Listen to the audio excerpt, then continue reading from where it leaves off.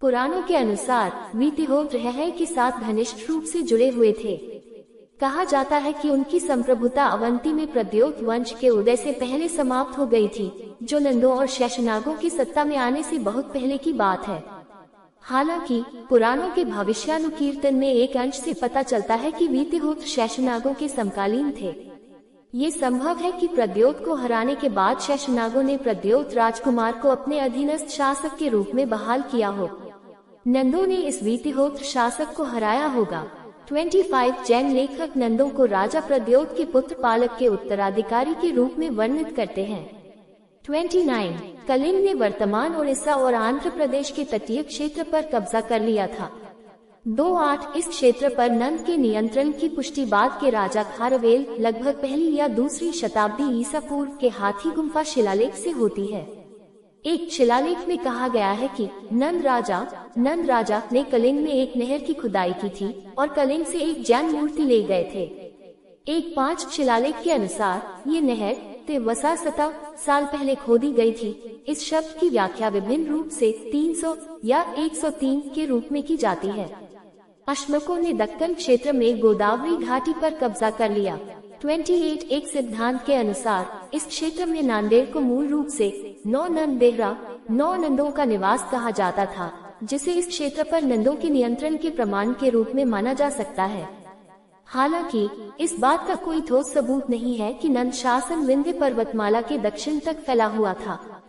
1528 अमरावती के पंच चिन्हित सिक्कों के भंडार से मौर्यों सहित मगध के अन्य राजवंशों के अलावा नंदों के समय के शाही मानक सिक्के मिले हैं, लेकिन यह निश्चित नहीं है कि इस क्षेत्र को मगध शासकों ने कब अपने अधीन किया था।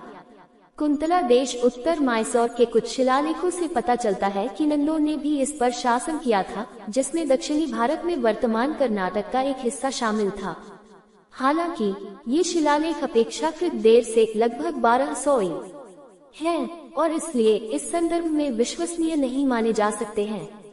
मगध साम्राज्य में मौर्यों के शासनकाल के दौरान दक्षिणी भारत के कुछ हिस्से शामिल थे नंदों के उत्तराधिकारी, लेकिन इस बात का कोई संतोषजनक विवरण नहीं है कि उन्होंने इस क्षेत्र को कैसे नियंत्रित किया। 29 उदाहरण के लिए बंदनिके में खोजे गए एक शिलालेख में कहा गया है, कुंतल देश जिसमें मायसोर का उत्तर पश्चिमी भाग और बम्बई प्रेसिडेंसी का दक्षिणी भाग सम्मिलित था, पर नंद, गुप्त कुल और मौर्य राजाओं का शासन था। तत्पश्चात रत्तों ने शासन किया, जिनके बाद चालुक्य, फिर कलचुर्य परिवार और उनके बाद होयसल पलाल थे। सिकंदर महान ने अग्रमेस या ज़ेंड्रेम्स के समय उत्तर पश्चिमी भारत पर आक्रमण किया, जिसे आधुनिक इतिहासकार आमतौर पर अंतिम नंद राजा घनानंद के रूप में पहचानते हैं।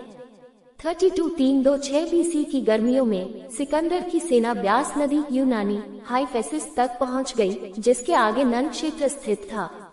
33 कर्टियस के अनुसार सिकंदर को पता चला कि अग्रामस के पास 200 पैदल सेना, 20,000 घुड़सवार सेना, 3,000 हाथी और 2,004 घोड़ों वाले रथ थे। 115 डायोडोरस ने हाथियों की संख्या 4,000 बताई है। 34 प्लूटार्क ने पैदल सेना को छोड़कर बाकी सभी संख्याओं को काफी बड़ा चढ़ाकर बताया है।